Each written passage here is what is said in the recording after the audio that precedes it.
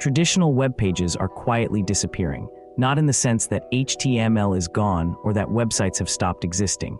They are still here. You still type URLs. You still load interfaces in a browser. You still click links and interact with content. But what has changed is far more fundamental than tooling, frameworks, or design trends. What has changed is the structure of what a web page actually is at a systems level. The browser used to render documents. That was its core purpose. You requested a file, the server returned a document, and the browser displayed it. That was the entire loop. Request, response, render, done. There was no long-lived behavior inside the page itself, no persistent runtime, no continuous internal state that survived interaction after interaction. Each page was essentially an isolated artifact, a snapshot of information. A self-contained unit that existed, was viewed, and then was replaced. In that world, interaction was expensive. If you wanted something new, you loaded something new. Even small changes in content often meant loading a completely different page. This created a very clear and very strict mental model. The web was a network of documents, not applications, not systems, documents connected through links. Each URL behaved like a physical location in a library. You navigated from one page to another the way you would flip pages in a book or walk through folders in a filing system. The structure of the web mirrored the structure of information itself, static, hierarchical, and predictable. You could map it in your mind. You could reason about it as a collection of fixed destinations, but that model depended on a key assumption. That content is the main thing users care about, and interaction is secondary. That assumption held for a while, until the web started becoming something else entirely. The first shift was subtle. It was not visual, it was behavioral. Web pages stopped being static outputs and started becoming reactive systems. Instead of a simple flow of request, response, render, and stop, we moved towards something more continuous. Initialize a system, maintain state, and update the interface as that state changes. This is the foundation of modern front-end architecture. Frameworks like React, Vue, and others did not just improve development efficiency. They changed the mental model of what a UI is. The interface is no longer treated as a static document. It is treated as a function of state over time. That sounds simple, but it changes everything underneath it. It means the page does not really finish loading in the way older systems did. Instead, it enters a living state. It initializes, then it continues reacting. It updates itself based on user actions, network responses, timers, background events, and internal logic. User interaction is no longer a sequence of page loads. It becomes a continuous flow of state transitions. A click is no longer a navigation event that takes you somewhere else. It is a mutation inside a system. It changes variables. It triggers updates. It causes components to reevaluate themselves. It leads to re-render cycles, diffing algorithms, reconciliation processes, and selective updates to the interface. Even something visually simple, like opening a drop-down or typing into a search bar, is actually a cascade of internal system behavior. State updates propagate through a component tree. The system determines what needs to change. Only the necessary parts of the interface are updated. Everything else remains stable. This is where the idea of a page starts to weaken. Because pages in the traditional sense do not behave like that. Pages do not maintain internal logic over time. Systems do. Once this shift takes hold, the browser itself begins to change roles. It is no longer just a rendering engine for static documents. It becomes a runtime environment for applications. Inside a modern web page, there is no longer just HTML being displayed. There is an entire execution layer running continuously. JavaScript engines are executing logic. State systems are tracking changes over time. Schedulers are deciding when updates should happen. Rendering pipelines are managing layout calculations, paint operations, and compositing layers. Caches are storing intermediate results. Routers are managing navigation without full page reloads. Background processes are synchronizing data with servers in real time. What used to be a simple document renderer is now closer to a small operating system dedicated to running interfaces. And the important part is that none of this is visible at the surface level. To the user, it still looks like a website. It still feels like a page, but underneath, it behaves like a continuously running program. This is why modern front-end complexity feels different from older web development. You are no longer dealing with isolated pages. You are dealing with long-running systems that have state, memory, timing, and internal coordination.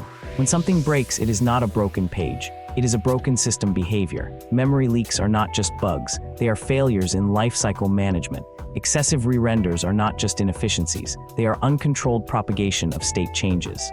Hydration mismatches are not cosmetic issues. They are synchronization problems between server-generated state and client-side runtime systems. Everything becomes system-level behavior. Then there is navigation, which has also quietly broken away from its original structure. Traditional websites were built around a clear hierarchy. You had a home page, category pages, and detail pages.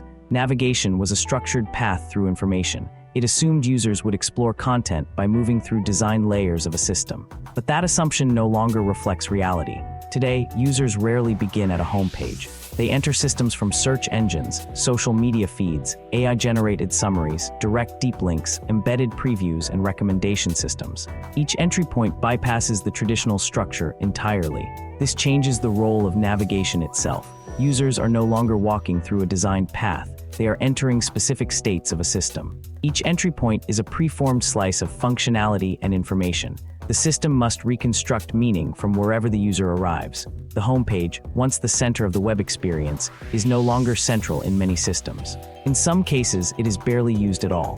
What matters now is not how users move through a structure, but how well the system can serve context immediately at any entry point. Context has replaced hierarchy as the organizing principle. And now, a second shift is beginning to emerge, and it pushes the system even further away from the idea of a fixed page. Artificial intelligence is introducing the possibility of dynamically generated interfaces. Traditionally, web design meant creating fixed layouts. Designers defined structure, spacing, hierarchy, and components ahead of time. That structure was delivered to every user in the same form, with minor variations in content. But AI systems introduce a different possibility: interfaces that are assembled in real time, layouts that adapt based on intent, components that are reordered based on user behavior, entire interfaces that are generated per session or even per interaction. In this model, there is no longer a single page design that defines the experience. There are only interface instances, temporary constructions generated by a system responding to input. That fundamentally breaks the idea of a web page as a fixed artifact. A page is something that can be designed, reviewed, and deployed. But a generated interface is something that is computed. It exists for a moment, then disappears or changes based on context. So the question becomes, what is front-end development in this environment? It is no longer about building pages. It is about orchestrating systems that produce interfaces. Modern front-end work involves managing distributed state across client and server boundaries. It involves coordinating asynchronous data flows. It involves controlling rendering performance under constantly changing conditions. It involves maintaining consistency across reactive updates. It involves handling partial failures in real-time systems. It involves optimizing perceived performance, not just technical performance. The front-end developer is no longer simply a page designer.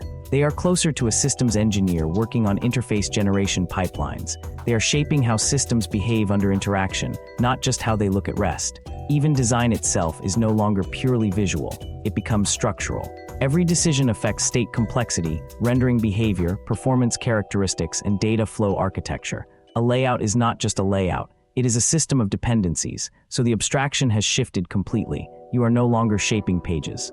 You are shaping behavior systems that continuously construct pages as outputs of their own internal logic. The traditional web page did not disappear in a single moment. There was no clear point where it stopped existing. Instead, it dissolved gradually through layers of abstraction, first into interactivity, then into reactive systems, then into runtime environments, and now into dynamically generated interfaces that are assembled on demand. What remains is still called a web page. The terminology has not caught up to the architecture, but the thing underneath it has changed entirely. It is no longer a static document. It is a living system that continuously constructs itself in response to users, data, and context.